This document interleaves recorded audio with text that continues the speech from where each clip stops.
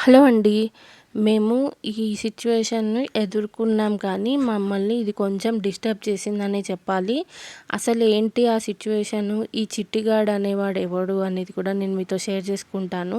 మా ఇంటి ముందర కొంచెం ఖాళీ ప్లేస్ అయితే ఉంటుంది. అందులో దాని చుట్టూ ఫెన్సింగ్ ఉంటుందనమాట. అందులోపల ఒక చిన్న కుక్కపిల్ల పడుకొని అరుస్తూ ఉందండి. దానికి లేచే ఓపిక గూడా లేదు. అలా మెడ మెడ గూడా ఇలా ఎత్తి చూసే అంత ఓపిక గూడా లేకుండా పడుకొనుంది. సో, ఫస్ట్ నేనైతే నార్మల్‌గా చూసాను. చూసి పందులన్నీ కలిసి దాని మీద ఏమన్నా అటాక్ చేశాయేమో, అది చనిపోబోయే ముందు బాధతో అరుస్తుందేమో అని నేను అనుకున్నాను. తర్వాత అమ్మ గూడా బయటికొచ్చి చూసిందనమాట. అది అలా అరుస్తూ ఉంటే.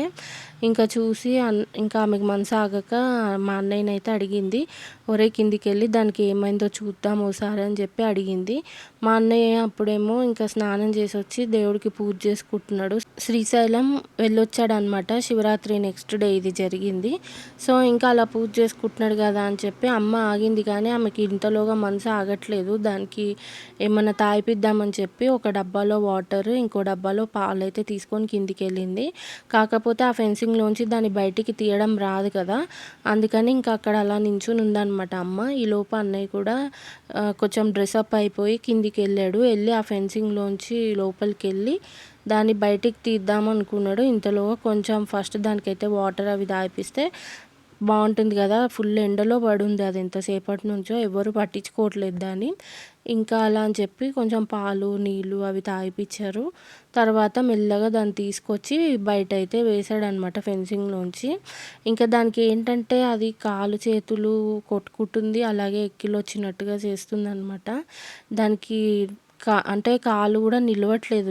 నిల్చోడానికి రావట్లేదు. మెడ గూడా నిలపట్లేదు.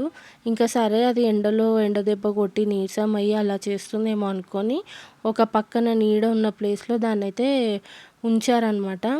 ఇంకా దానికి అమ్మ అయితే ఒక అరగంటకి, గంటకి అలా దాన్నెళ్లి చూసుకుంటూ దానికి ఫుడ్ అనేది పెడుతూ ఉంది. అంటే అన్నము ఒకసారి పాలు తాగిపిచ్చింది కదా! తర్వాత అన్నము, పెరుగు, వాటర్ అన్నీ ఏసి మిక్సీ పట్టి జావలాగా చేసి దానికి తాగిపిచ్చింది. వాటర్ బానే తాగుతుంది, జావ బానే తాగుతుంది, అన్నీ చేస్తుంది కానీ అది వాష్‌రూమ్ ఎళ్ళట్లేదు. పైగా ఈవినింగ్ వరకు కూడా దానిలో ఎటువంటి ప్రోగ్రెస్ కనబడట్లేదు. అది ఎలా ఉందో అలానే ఉంది.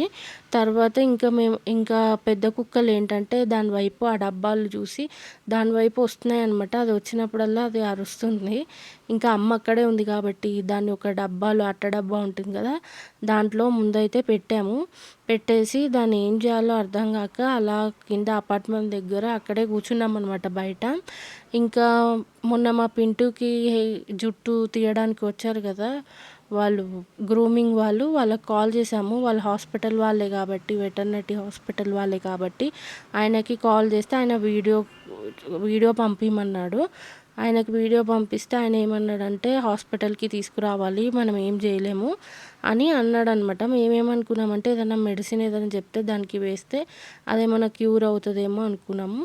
సో, ఆయనైతే హాస్పిటల్‌కి తీసుకురావాలని చెప్పాడు. మాకు హాస్పిటల్‌కి తీసుకెళ్ళేంత అవైలబిలిటీలో ఎవరు లేరండి. సో, ఇంకా మే మళ్ళీ నేనేం చేశానంటే మా హస్బెండ్‌కి కాల్ చేశాను. మా ఊర్లో ఏంటంటే పింటూకి ఎప్పుడు వ్యాక్సిన్ ఏపిస్తామనమాట మేము. చిన్నప్పటి నుంచి వాడిని ఒకటే డాక్టర్ దగ్గర చూపిస్తాము. ఆయనకి కాల్ చేశాము. ఆయనకు కాల్ చేస్తే ఆయన కూడా ఏమన్నాడంటే దానికి వైరస్ వచ్చింది. అది బతకడం కష్టమే అని చెప్పాడు. మా అమ్మ ప్రయత్నం ఏంటంటే అది ఉన్నన్ని రోజులు దానికి ఫుడ్ పెట్టుకొనన్నా చూడాలి. లేదంటే దానికి అది చనిపోతుందని తెలిసినా కూడా ఉన్నన్ని రోజులన్నా దానికి ట్రీట్మెంట్ ఇప్పియాలి అనేది మా అమ్మ ఆలోచన. ఇంకా ఒకరోజు నైట్ అయితే ప్రస్తుతానికి మాకేం చేయాలో అర్థం కావట్లేదు కాబట్టి దాన్ని అపార్ట్మెంట్ సెల్లార్‌లోనే పెట్టాము. పెట్టి దానికి ఫుడ్ పెట్టి ఇంకా అలా ఉంచేసాము. ఇంకా ఆ రోజు నైటే ఉంటుందో లేదో అని డౌట్ అయితే వచ్చిందండి. కానీ బానే ఉందనమాట. ఇంకా తర్వాత నెక్స్ట్ డే మార్నింగ్ కొంచెం పాలు తక్కువ తాగడం, జావ తాగిపిస్తే కూడా తాగలేకపోవడం చేసింది. ఇంకా అట్లా అని చెప్పేసి మా అమ్మ ఎంతో కొంచెం కొంచెం అయినా సరే తాగిపియడానికి ట్రై చేసింది. ఇంకా మా అన్నయ్య డ్యూటీ నుంచి వచ్చిన తర్వాత నైట్ 10 అవుతుంది. ఆ టైంకి ఇంకా గూగుల్‌లో సెర్చ్ చేసి అన్ని హాస్పిటల్స్‌కి కాల్ చేస్తూ ఉన్నామనమాట. ఇంకా 24/7 ఉండే హాస్పిటల్స్ కూడా ఉంటాయి కదా! వాళ్ళకి కూడా కాల్ చేసి అడుగుతూ ఉంటే ఇంకెవరిని అడిగినా కూడా అది బతకడం కష్టం అది ఇది అంటా ఉన్నారు. ఇంకా అది ఒక్కరోజు ఉన్నా సరే దానికి మనం ఏదన్నా మెడికేషన్ అందించాలని చెప్పి మా అన్నయ్యకి తెలిసిన ఒక అతను ఉన్నాడు. అతను ఒక హాస్పిటల్ రికమెండ్ చేస్తే దాన్ని సేఫ్‌గా నైట్ 10:30 ఆ టైంకి కూడా వీళ్ళెళ్ళి దాన్ని అక్కడ అప్పజెప్పి వచ్చారు. అది ఫ్రీనే అనమాట. దానికి ఏం పే చేయక్కర్లేదు. కాకపోతే వాళ్ళు ట్రీట్మెంట్ ఇస్తారు, ఫుడ్ పెడతారు. ఈ స్ట్రీట్ డాగ్స్‌ని బానే చూసుకుంటారనమాట. చాలా స్ట్రీట్ డాగ్స్ ఉన్నాయంట అక్కడ.